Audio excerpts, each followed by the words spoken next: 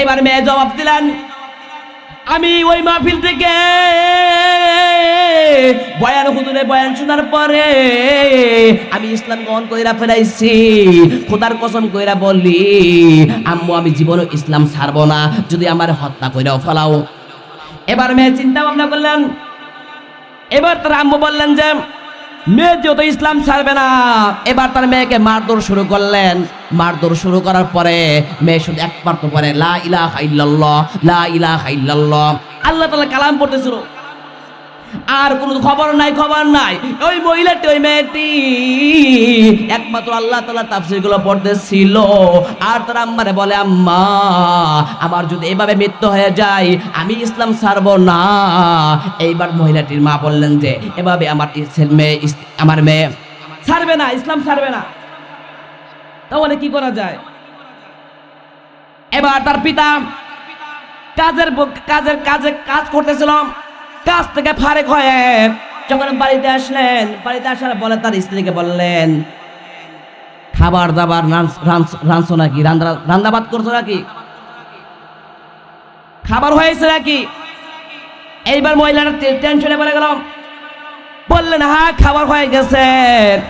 কিন্তু মহিলাটি কিন্তু তার স্বামীকে বলতে চাইল না যে আমার মেয়ে মুসলমান হয়ে গেছে। এইবার চিন্তায় পড়ে গেলেন যে কি করা যায়, যদি না বলি তাহলে তো আমার মেয়েকে আমাদের সরকারের সমস্ত বিধর্মীরা আমাদেরকে হত্যা করে ফেলবে। এইবার মহিলাটি তার স্বামীকে বললেন যে তোমার মেয়ে কালিমা পড়ে ফেলেছে, এবার আর কোনো দিকে নজর নাই, কোনো দিকে খেয়াল নাই। এইবার সরাসরি তাড়াতাড়ি বললেন যে যখন তোমার মেয়ে মুসলমান হয়ে গেছে, ওই ব্যক্তি তখন চিন্তায় পড়ে গেলেন যে আমি আর এখন দেরি না কইরা ওই ব্যক্তিকে এখন হত্যা করার চিন্তা ভাবনা করব। এইবার তার মেয়েকে বললেন, হে আমার মেয়ে তুমি ইসলাম গ্রহণ করে ফেলাইছো, কথাটা কি সত্যি নাকি? এইবার তার মেয়ে বলে, হ্যাঁ আমি ইসলাম গ্রহণ করে ফেলেছি, খোদার কসম কইরা বলে আমি ইসলাম ছাড়ব না। এইবার তার পিতাও তার মেয়েকে মারধর করে। এইবার মারধর আর থামলো না, এদিক থেকে মারধর থামে না, আর মেয়ে ইসলাম ছাড়বে না। এইদিকে তার পিতা বললেন যে পেরেশানায় পড়লেন, এভাবে আমার মেয়ে ইসলাম ছাড়বে না। এদিক থেকে বাদশাহ, ওই জামানার বাদশাহ তখন উজির নাজিরকে বলতেছে, হে লোকেরা, যদি কেউ আমার আংটি রাখতে পারো, এই আংটি যদি তুমি রাখতে পারো, আর যদি এই আংটিটা হারাইয়া ফেলে তাহলে আমি তাদেরকে হত্যা করে ফেলবো। এক উজির নাজিররা, পুরো মুসলমানেরা, পুরো মানুষেরা আর তার আংটি নিতে চাইলেন না। কিন্তু তার পিতাও ছিলেন ওই মুসলমান হওয়ার জন্য। ওই ব্যক্তির, ওই মহিলার আব্বাই ছিল যে আমার মেয়েকে হত্যা করার জন্য একটা পায়তারা পেয়েছি, কিভাবে হত্যা করা যায়। এইবার তার পিতা বললেন, হুজুর আংটিটা আমার দিয়ে দেন, আমার মেয়ে ভালো মানুষ, যত্ন করে রাখবে। এইবার আর দেরি না কইরাম বাদশাহ বললেন, যদি আংটিটা হারায় ফেলো তাহলে কি তোমার মেয়েকে হত্যা করে ফেলবো। বললেন, ঠিক আছে হুজুর, আপনি আমাদের সহকারে হত্যা করে ফেলেন। এইবার ওই বাদশার কাছ থেকে আংটি যাই না মেয়ের কাছে দিলেন।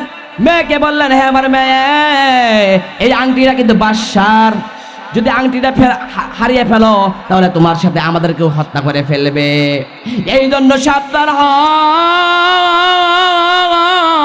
এই জন্য তার মেয়েকে বললেন যে আংটিটা রাখা দাও। যখন আংটিটা তখন রাখলেন, আংটি রাখার পরে তখন মেয়েটি বিসমিল্লাহ বলে আংটিটা রাখলেন। এইবার মেয়ে যখন আংটি রাখার পরে ঘুমিয়ে পড়লেন, রাত অনেক গভীর হয়ে গেল। এইবার তার পিতা ভাবতেছে, রাত তো যখন গভীর হয়ে গেছে, এখন আমার মেয়ের আংটিটা আমি চুরি করব। চুরি করে এই আংটিটা আমি নদীর ভিতরে ফেলাই দেবো, আর এই আংটিটা হারাই যাবে, তখন আমি বাদশাহরে বলবো আংটি আমার মেয়ে হারিয়ে ফেলেছে। এইবার আংটিটা যখন তার মেয়েকে দিলেন, গভীর রাত হয়ে গেছে, অস্তে অস্তে তখন দরজাটা খুলে ফেললো, চুরি করে ফেললো। চুরি করার পরে আংটিটা যখন লইয়া যখন নদীতে ভিতরে ফেলাইয়া দিল, এদিক থেকে তার পিতা এবং তার মা খুশি। এইবার আমার মেয়েকে হত্যা করবেন, আর কেউ জানবে না আমার মেয়ে মুসলমান হয়ে গেছে।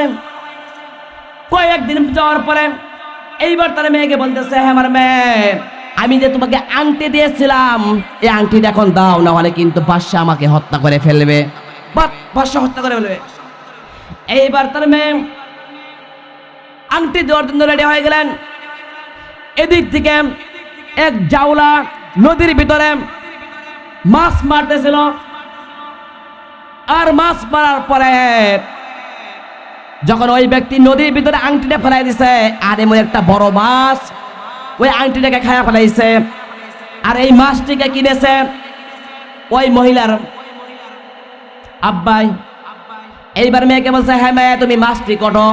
এদিক থেকে মেয়ে মাছ কুটার পরে যখন পেলেন, আংটিটা যখন পেয়ে গেলেন, আংটি পাওয়ার পর বললেন যে আংটি তো আমার পিতা দিয়েছে, কিন্তু আমার পিতা ষড়যন্ত্র করেছে, কিন্তু একমাত্র আল্লাহ তাআলা আমি ইবাদত করি, আল্লাহ তাআলার উপর ভরসা করি, আমি কালেমা পড়েছি, এই জন্য আল্লাহ তাআলা আমাকে পাওয়াই দিয়েছে আংটি।